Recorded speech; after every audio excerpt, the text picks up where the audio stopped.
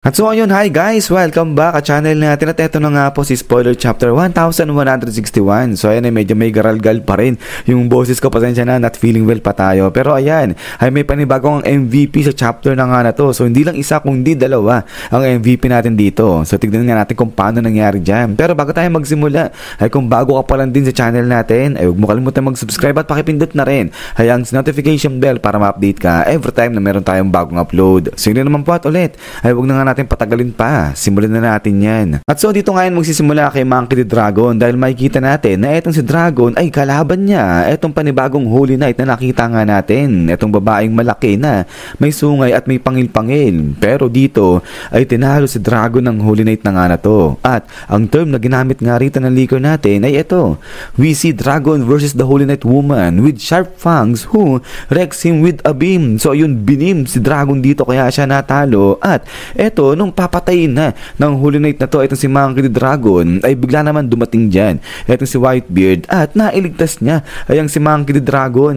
Pero ang sabi nga rito, yung pagkakaligtas ni Whitebeard dyan kay Monkey the Dragon ay unintentional yan. So ang ibig sabihin, hindi sinasadya ni Whitebeard na mailigtas itong si Dragon sa kamay ng babaeng Holy Knight na nga na to. So hindi natin alam talaga kung ano yung pinaka-itsura niyan, pero siguro possible niyan sa lakas ng mga pag-ataking ginagawa nito ni Whitebeard dyan sa Maygad Valley. Possible na baka nahagip niya lang dyan itong babaeng Holy Knight at napigilan yung pag-atake rito kay Dragon. O di naman kaya, nung makita ni Whitebeard itong Holy Knight na babae, agad-agad, inatake niya yan at knowing napapatay na pala nito ayang si Monkey the Dragon. But anyways, ay ayan, habang di pa nga nare-reveal dito kung paano nailigtas ni Whitebeard itong si Dragon sa kamay ng Holy Knight na to, ay kanya-kanya muna tayong imagination dyan kung paano nangyari. But anyways, ay pagkatapos nga niyan, ay talo naman dito sa eksena naman ni Rax dahil nasabi na nga rito na maraming mga pirata yung nag-betray kay Rax. So ibig sabihin marami na yung nag-traitor dito kay Rax dyan mismo sa Maygad Valley. So kaya naman dahil rito ay etong si Whitebeard, si Big Mom pati na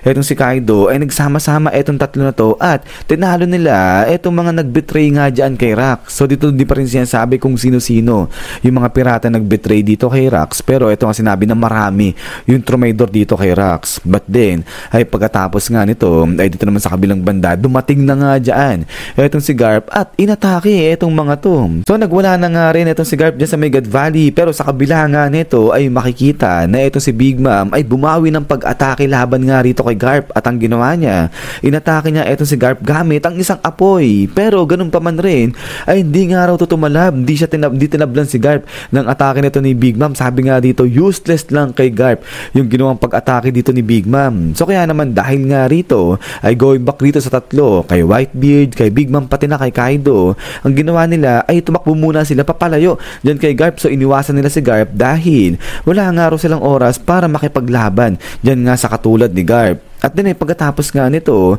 ay sa kabilang banda naman etong grupo nga ni Roger pati na etong Rax Pirate natin kasama dyan etong si Whitebeard ulit, etong si Shiki, si Big Mom pati na si Kaido ay malapit na nga raw silang magkatagpo-tagpo dyan sa Maygad Valley mismo. Pero dito ay nabanggit nung magkikita na nga etong grupo nila Roger sa kanong Rax Pirate at habang tumatakbo dyan si Big Mom, si Whitebeard saka si Kaido papalayo dyan kay Garp ay sinabi nga rito na si Kaido gusto niya sanang labanan ayang si Garp. But then ay pagkatapos nga nito ay dito naman sa kabilang banda, lilipat naman yan sa eksena rito kay Shaki. Dahil ito si Shaki, nagawa niyang makatakas ng siya lang mismo dito nga sa kamay ng mga Celestial Dragon. Pero ganun pa man rin, ay bigla nga siyang nahuli nito ni Saint Summer at halos patay na nga raw siya nito. But then ay suddenly, ay dito na nga dumating itong si Rayleigh at gamit itong kanyang pagkatindi na pag-atake, ay inatake niya ayang si Saint Summer at tinalo ng tuluyan ayang si Summer. So kaya nga dahil dyan, ay dito na nga napanalunan ngayon ni Rayleigh etong si Shaki sa kamay naman ni Roger. So, sabihin wala, may nanalo na rito sa Maygad Valley sa puso ni Shaki at eto na nga yung si Rayleigh. At dito nabanggit pa nga na etong si Gaban ay naiyak na nga lang din daw yan. So eto yung term na ginamit yun ng leaker natin. Rayleigh wins Shaki over Roger and Gaban cry in tears. Sungkot lang nito ni Gaban eh. Kala mo lang gera na nagaganap dyan sa God Valley, talagang focus siya eh sa pagliligtas dyan kay Shaki. But anyways, pagkatapos nga nito is yan guys. So hanggang dito lang muna. Ito si spoiler natin 1161 at ayan ay pagkinaya pa ng boses ko at ng pakiramdam ko guys. Ayan gagawa natin ng short analysis. Itong patungkol nga sa mga kaganapan nangyari dito. So yun pasensya na guys, medyo garagal pa. Di maganda yung boses natin. Pero yun nga guys ay ulit ay maraming salamat sa walang samang pagsuporta sa channel natin. So lagi mag-ingat. God bless niyo lahat at kita-kits tayo ulit.